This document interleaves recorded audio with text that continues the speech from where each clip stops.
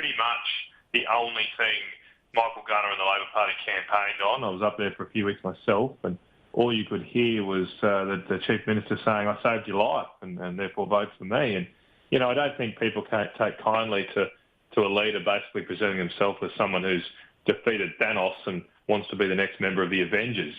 They sort of start to roll their eyes over something like that, and they do expect more.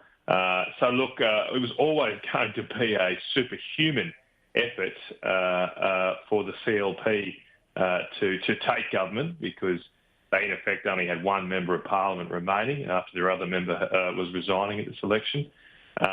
So to go from that to 13 was always going to be almost impossible. But it was a great night for the CLP. They're back. They were almost destroyed 4 years ago, and certainly the leadership of their leader Lia has breathed life back into the party.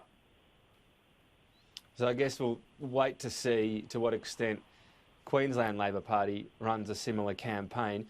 What will you be saying in response in Queensland? Do you believe right now Queensland's policy on borders, if you look specifically at how they're treating New South Wales, is going too far in a conservative fashion? Look, I support sensible restrictions on travel. I've always supported the restrictions on travel across the Queensland border, with the exception, I think, there haven't been enough exceptions, if you like. We're starting to see common sense prevail again. But over the last couple of weeks, I think the Premier of Queensland's tried to politicise the whole matter. Unfortunately, it shouldn't be a political issue, but she's desperately trying to do that because there's not much else they can run on, and with an election in Queensland in a couple of months. And so you've seen situations where sick children are being denied access to from northern New South Wales, denied access to Queensland hospitals. And the Premier last week saying that Queensland hospitals are for Queenslanders. I mean, give me a break. I thought our nation's federally funded hospitals were for sick people, not just depending on what postcode you live in. And so fortunately, I think there's been a bit of a back down there.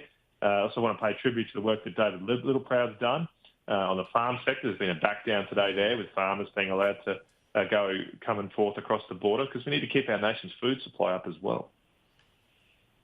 Well, yeah, and so federally and state-funded hospitals, of course, but yeah, take your point on the use of them. When you say, I just want to clarify this, so you support sensible border policies. So where Queensland's at right now, you can only travel across that border with some form of exemption. I know you're saying let's sort out the exemptions, but putting that to one side, you agree with that policy for now, that the risk in New South Wales is real enough that people in everyday life can't just drive across the border or fly across the border to see family, for example? Yeah, yes, I do, Tom, and I believe those restrictions are based on the health advice coming from the Chief Medical Officer in Queensland, and that's what we should do. Of course, though, we need to be sensible about these arrangements, especially to those that find themselves sick, especially to protect vital industries. But of course, we need to make sure we place sensible restrictions on travel during a global pandemic. I firmly believe that no matter who the leader of our state or federal governments would be at the moment, the decisions would be largely the same. Not really a point of political difference. So it'll be interesting. Okay, but earlier in this pandemic, there was a lot of criticism towards Anastasia Palaszczuk from federal coalition MPs that she was being too conservative. So has that been a bit of a journey, learning things during the pandemic? I think that's a little bit of a misrepresentation of the positions at the time. What there was criticism of was the toing and froing over the border decision and the great degree of confusion that the Premier inserted into the debate at the time about when border restrictions might be lifted. I think some fairly clumsy comments from the Premier at a press conference in around May, I thought it was, suggested they could remain closed way through to September, when her own timeline at the time had them easing in July. And so there were weeks of uncertainty, particularly for tourism businesses, about what was going to be happening. Eventually, the Premier did what she was always, I think was going to happen, and did open up the borders in July. Obviously, of course, since then we've had the Victorian outbreak, and some border restrictions have had to be reimposed, unfortunately. But I mean, when Anastasia Palaszczuk amended a reopening date to exclude Victoria, for example, that was seen as, a bit haphazard and jumping ahead of it. That feels like a good decision now, obviously, with Victoria. Oh, no, I don't. Well, I certainly wasn't critical of it. I don't recall other members of the federal parliamentary team or the state LNP team, for that matter, being critical of that decision. Clearly, the situation in Victoria was something that had to be responded to. We also saw New South Wales close their borders as well. New South Wales had previously been quite critical of Queensland border restrictions and had been holding out on that policy measure, but given the scale of the increase in Victoria, that made sense. What is important here, though, is I think that we must transition to something that's more local and targeted.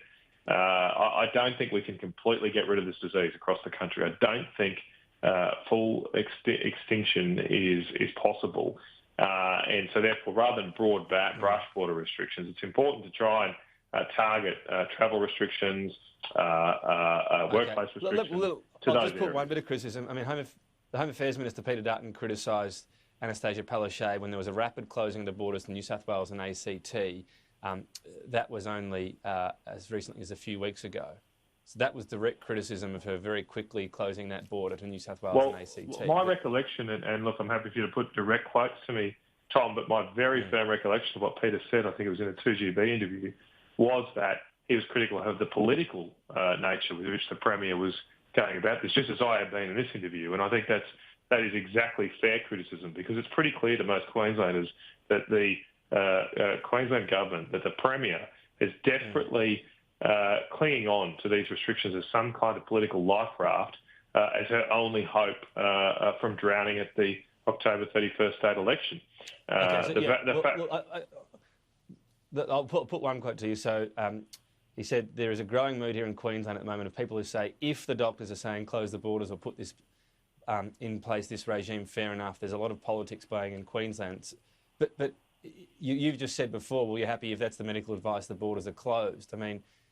Well, that's what Peter's saying too. I mean, I think from that quote, Peter's saying exactly the same thing as what I'm saying in this interview, that if the medical advice is there, but he's still fair enough. It's childish to make that decision quickly. Well, what we are... Still indicating it's political, saying if the health advice is there, fair enough. Yeah. And now you're saying, well, yes, the health advice is there. Is it? I mean, it seems like there's at least pointed criticism from him, or it could be interpreted that way, saying, well, if the health advice is there, that's fine. But a lot of people are saying it's politics. Yeah, look, I think it's politics. I think a lot of it is politics in how it's being presented, not necessarily the decisions themselves, but the way in which the Premier is going about it. And that's why we see ridiculous outbursts like last week from the Premier trying to deny access to other sick people to Queensland hospitals, because she's desperate to try and adopt or pull on the maroon jersey here, rather than make decisions in the best interest of all Australians, all the world, really. The criticism around those exemptions. But so you're saying she's making the right decisions. You don't like the way they're announced. But yeah, that's exactly right, Tom. With the exception of, I don't think it's the right decision to deny people from hospital. That's a real thing, right? It's not just about communication. Yeah. It affects real people. I don't think it's right to make decisions that impact our nation's ability to grow food and supply people with food. They're real things. Now, they are things that are below the level, I suppose, of whether you should impose border restrictions, but they are important ones that I think the Premier's gotten wrong a little the last couple of weeks because she's been focused too much on the politics. Let's ask and turn to the Collinsville coal-fired power station. There's a vote in Parliament as to this money for a feasibility study on this project. Is that going to get support? Well, certainly will be. The LNP will be supporting a policy. We took the election last year. That we should fund feasibility studies into a number of energy projects to desperately deliver the baseload reliable electricity this country needs, one of which included a coal-fired power station at Collinsville in central Queensland. It was massively supported at the election. We have a mandate to do it. The Greens are flagging that they'll try and knock that off in the Senate this week or in the next few weeks. And this is now a test for the Labor Party, so that the decision here will rest with a Labor Party that apparently, in the last 12 months since the federal election, says they support coal jobs. Well, you never listen to what people say in life. You listen to and look at what they do. And this impending vote will be a test of what the Labor Party actually does in terms of protecting coal jobs and supporting the coal industry. Because I had a bet that they're going to go soft again. Okay. But on the feasibility study itself, if it gets the funding and it's done and it decides it's not feasible, would you entirely accept that decision? Absolutely. Look, I'm very confident of the need for something there, and therefore the results of this study. And that's without caveat, whatever it says. You're not going to say, well, actually, this thing focused too much on emissions or too much on whatever it might be. You're just saying, look, however this is done, fair enough, accept the decision. Absolutely, absolutely. I mean, I don't support coal-fired power for the sake of it. I support it for what it can deliver, and if it can't deliver, it can't deliver.